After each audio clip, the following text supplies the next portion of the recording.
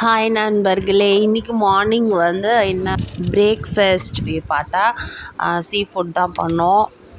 நண்டு வாங்கினோம். நண்டு கொஞ்சம் சளியாக இருந்துச்சு, எல்லாருக்கும் கோல்டாக இருந்துச்சு பசங்களுக்கெலாம். ஸோ கொஞ்சமாக மார்னிங்கே வந்து நண்டு மசாலா மாதிரி பண்ணிட்டேன்.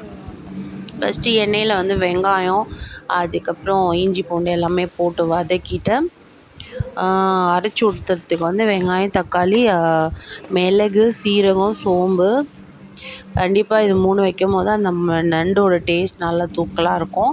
ஸோ எல்லாமே அரைச்சி நான் போட்டுடுவேன். பொடி போடுறதுக்கு பதிலாக அரைச்சி நல்லா வதக்கிட்டு எண்ணெயிலே வதக்கிட்டு அதுக்கப்புறம் நண்டு கிராப் போடுவேன். போட்டுட்டு அது நல்லா வதங்கினதுக்கப்புறம் நிறைய தண்ணி ஊற்றி நல்லா அதோடைய எசன்ஸ் இறங்கணும், சுண்டி வரணும். அப்போ தான் அந்த நமக்கு கொஞ்சம் கிரேவி ஊற்றி சாப்பிட்டாலும் அந்த சளி, இந்த நெஞ்சு சளி அதெல்லாம் வந்து நல்லா இறங்கும் சாப்பிட சாப்பிட. ஸோ அந்த மாதிரி நான் பிளான் பண்ணேன். ஸோ நண்டு மசாலா பண்ணிவிட்டு இட்லியும் தோசையும் பண்ணி மார்னிங் பிரேக்ஃபாஸ்ட் நல்லா முடிஞ்சுது. செம்மையாக இருந்துச்சு. ஸோ மதியானத்துக்கு லஞ்சுக்கு என்ன பிளான் பண்ணலாம் அப்படின்னு பார்த்தா, கொஞ்சம் எறாவும் ஃபிஷ்ஷும் தான் வாங்கினோம்.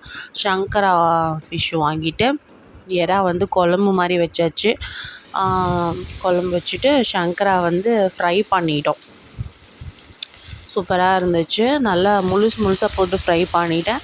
ஆயிலில் போட்டு டீப் ஃப்ரை தான் பண்ணேன். ஏன்னா வந்து அப்போ தான் அந்த முள்ளெல்லாம் கொஞ்சம் கிறிஸ்பாக ஆகிடும் சாப்பிடும்போதுக்கு. சங்கரா நிறைய முள் இருக்கும். ஸோ 2 சைடு முள்ளும் நல்லா கிறிஸ்பாகணுன்ட்டு எண்ணெயிலே போட்டு எடுத்தாச்சு. ஸோ இன்றைக்கி மதியானம் லஞ்ச் ரெசிபியுமே வந்து